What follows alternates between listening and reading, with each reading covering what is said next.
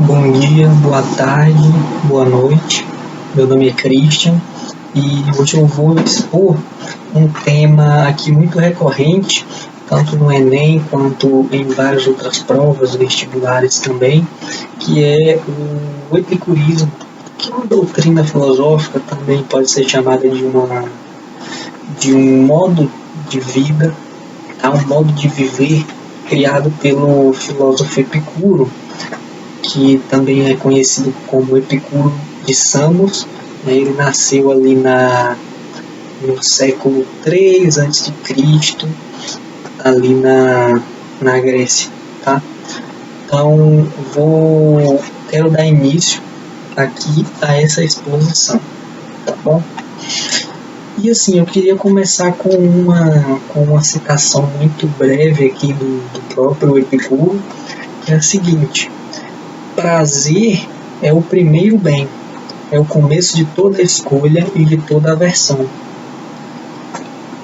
É a ausência de dor no corpo e de problemas da alma. Tá? Essa é uma citação do próprio Epicuro. Tá? Então, assim, uma breve introdução, né, que no terceiro século a.C., nessa ilha grega chamada Samos, nasce um homem que se tornaria o precursor dessa, né, o fundador de uma das principais escolas filosóficas da antiguidade. Né? Seu nome era Epicuro. Né? Ele passou a vida toda estudando o que faz as pessoas felizes e como é que você alcançaria essa felicidade. Tá? Segundo o próprio Epicuro, a felicidade é o principal objetivo na vida. Tá? Podemos conseguir isso buscando prazer e evitando a dor. Tá? Isso segundo o Epicuro.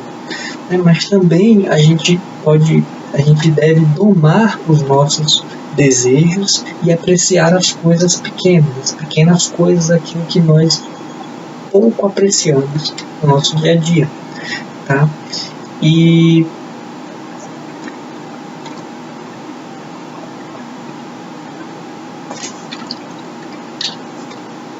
além de uma coleção de fragmentos, né, a maioria das obras do Epicuro foram perdidas ao longo da história da humanidade. Infelizmente, podemos encontrar muitas de suas obras e ideias em vários outros autores, como o próprio Aristotelo, né, e o Cícero. Tá? A razão pela qual o filósofo Epicuro se concentrou na felicidade ao invés da virtude, como a maioria dos filósofos da sua época, do seu período, é porque ele observou que os humanos são seres que procuram prazer, né, de forma como um fim. Tá? Então, assim, olha, quando a gente observa nas crianças, né, as crianças bem jovens, a gente percebe que elas buscam prazer para elas mesmas. Tá? Então, quando elas crescem, essa busca por prazer geralmente torna-se mais refinada. A gente nunca vai querer buscar algo, a mesma coisa que a gente buscava, que a gente achava que seria o supra-sumo, né, que seria o limite da felicidade quando a gente era criança, quando a gente se tornar adultos. Tá? Então, assim, a gente aprende que, por exemplo, às vezes é necessário sofrer, tá? Para a gente obter um prazer, para a gente ser feliz. Às vezes é aquela máxima, né? A gente só vai dar valor a algo se a gente sofrer nesse processo. Se a coisa for muito fácil, né, se for exageradamente fácil, a gente não vai ter graça, a gente simplesmente não vai dar valor. Né? Então, assim, mesmo participando de algumas coisas que a gente poderiam parecer altruístas, né, ou seja, de algumas atividades que a gente poderia considerar como boas, como virtuosas, né? Em última análise, para o Epicuro seria meramente mais uma forma de se obter prazer, tá? Seja em forma de status social, né? Aceitação, ou criando uma comunidade melhor ali naquele período, tá? Segundo Epicuro, né, a busca pelo prazer, nesse sentido epicurista da coisa, né, ela é muitas vezes mal interpretada, né? Algumas pessoas pensavam e ainda pensam que o Epicuro ele estava sempre buscando ali saciar desejos, desejos superficiais, como, por exemplo, luxo, participar de orgias sexuais, ficar bêbado, drogado, chapado o dia todo. Não era isso que o Epicuro buscava. Tá? Na verdade, o Epicuro ele se debruçou de forma bastante séria sobre esse tema, né? O que era a felicidade e a busca humana por essa felicidade, e por que o ser humano quer o prazer a todo instante, né? Ele reconheceu que a satisfação excessiva ela pode ser prazerosa por um curto período de tempo, tá? Mas a longo prazo ela causa mais dor do que deveria, né? E essa quantidade de prazer em excesso ela ofuscaria o prazer derivado desse prazer, tá bom? Vou dar um exemplo aqui para ficar mais claro, né? Você está em uma noite de muita bebida, você está bebendo muito, né? Você exagerou, mas aí a ressaca do dia seguinte, né? Muitas vezes deixa a pessoa arrependida, né? E aí não é incomum, tendo essa experiência, que as pessoas cheguem até a jurar que nunca beber novamente, né? A pessoa chega nesse estágio de jurar para si mesma, nunca mais vou beber. Mas isso a gente sabe que raramente acontece, né? Então, assim, essa forma de satisfação excessiva, ela foge do objetivo e ela não teria sido recomendada por Epicuro, como em alguns locais a gente pode observar nesse sentido. Não era isso, não era essa a ideia do Epicuro. Tá? Então, assim, o que de fato o Epicuro buscava, então? Né? O Epicuro distinguiu diferentes tipos de prazeres e desejos, tá bom? Por isso, ele criou um sistema que informa, né? Ou seja, um sistema que nos conta, um sistema que a gente pode verificar os prazeres que nós devemos e que nós não devemos buscar, tá? Como, por exemplo, uma parte. Mas antes de falar assim, eu queria deixar aqui, eu queria dizer que uma parte essencial, né, desse sistema que eu acabei de falar do Epicuro, ele se trata de uma hierarquia dos desejos, tá? Ele hierarquizou os desejos. O desejo natural, desejos naturais necessários, desejos naturais e desnecessários, e desejos inúteis, né? Desejos que não são, segundo o Epicuro, necessários ao ser humano, né? Segundo o Epicuro, viver de acordo com a natureza é o ponto inicial quando se trata de alcançar a felicidade, tá? Então, assim, a gente tem que olhar para a própria natureza humana, bem como a natureza ao nosso redor, para a gente alcançar essa felicidade. Então, a felicidade para o Epicuro ela não estaria tão distante assim, tá? Ela é uma coisa muito mais próxima de nós. Então, portanto, aí o Epicuro ele encorajou que a pessoa a busca por prazeres não naturais em prol de prazeres naturais. Ou seja, o Epicuro ele queria que a pessoa se afastasse cada vez mais daquilo que não fosse natural, necessário e de fato necessário para a vida humana, tá bom? Nesse sentido aí, tá? Deixa eu ver, quando a gente olha mais de perto nessas distinções, a gente percebe que os nossos desejos naturais e os nossos desejos necessários, eles são muito fáceis de satisfazer, né? Ao contrário do que muita gente pensa, né? Assim, encontrar felicidade na vida, segundo Epicuro, seria algo realmente muito fácil, né? Tais desejos são coisas como comida e abrigo, por exemplo. Geralmente nós humanos temos fácil acesso a essas coisas, né? É claro que isso não acontece com todos os seres humanos, infelizmente, mas geralmente a gente tem acesso a comida e a abrigo, né, por serem necessidades básicas. Tá? Essa outra necessidade desses desejos é que eles têm um limite natural.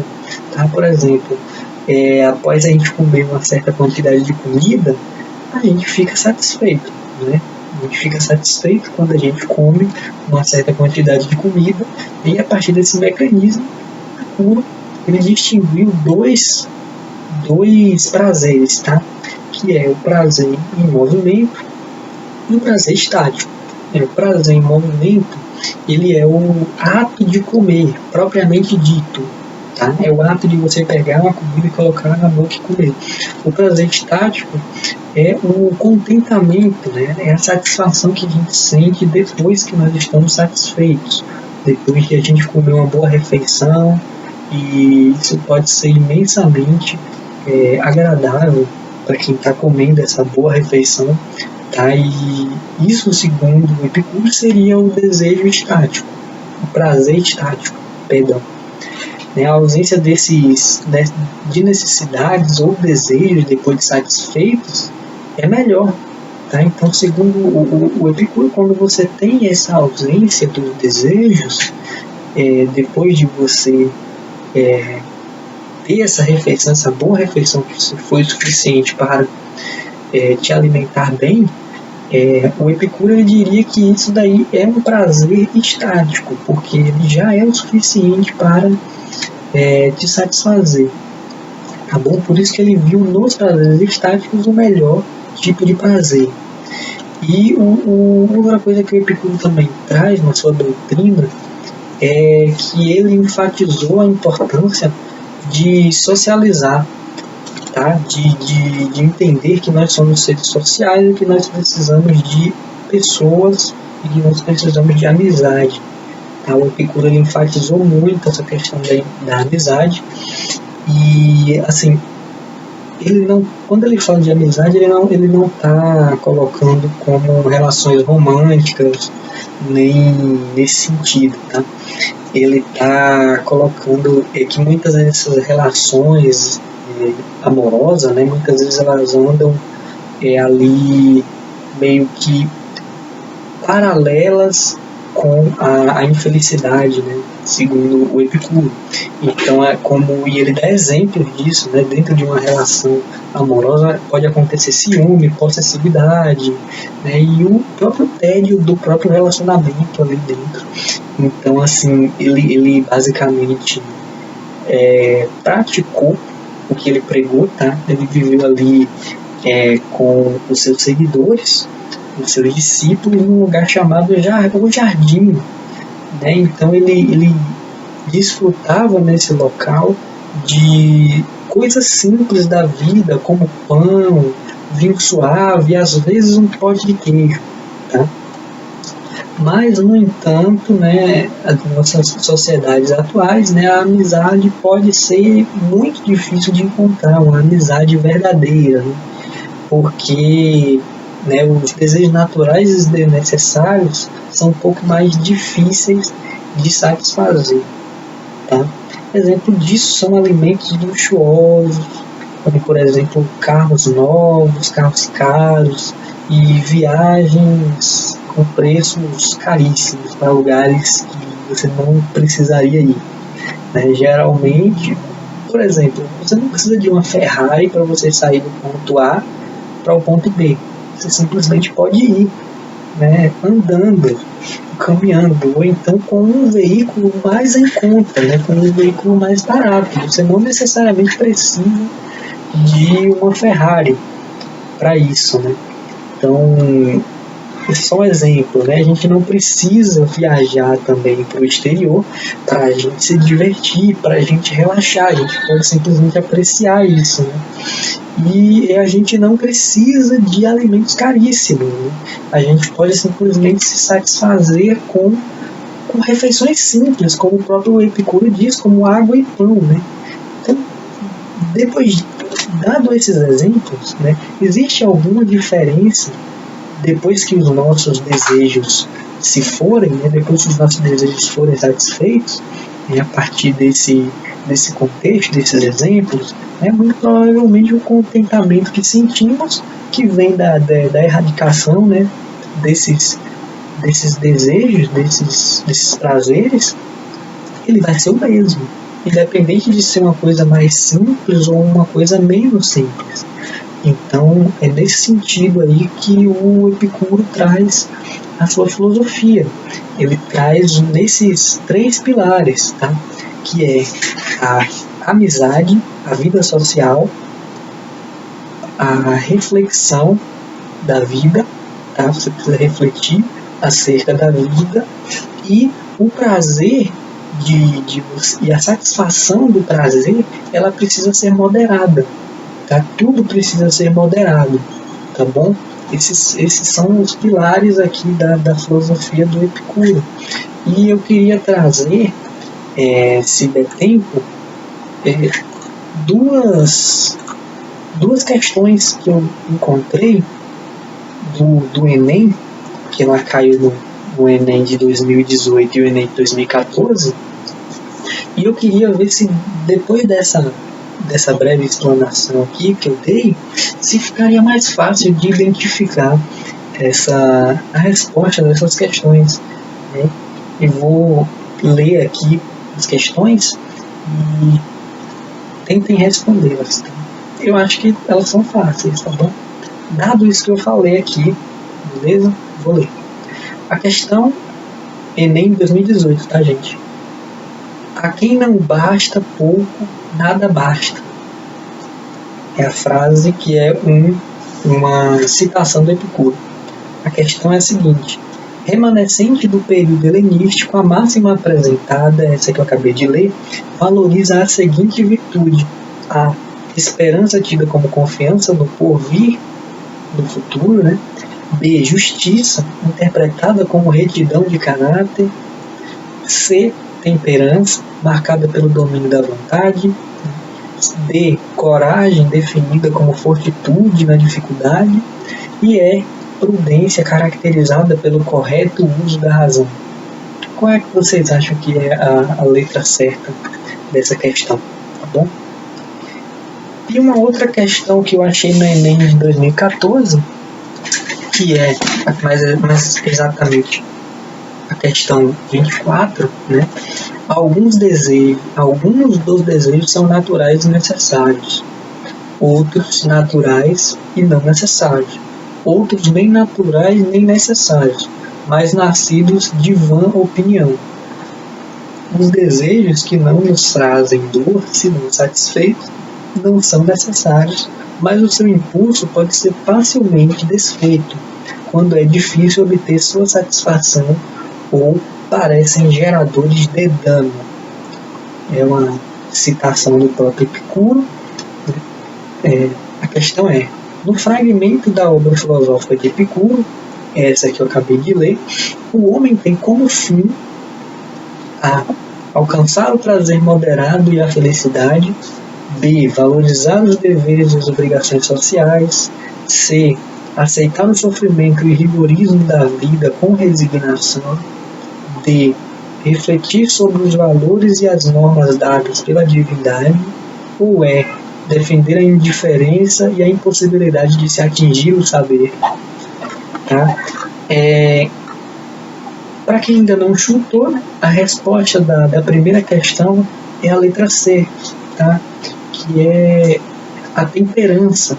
A máxima apresentada valoriza a seguinte virtude: valoriza a temperança, que é o domínio da vontade. Quando você domina a vontade para não deixá-la, para não se deixar dominar pela vontade. tá? É você manter o equilíbrio entre as coisas, tá bom?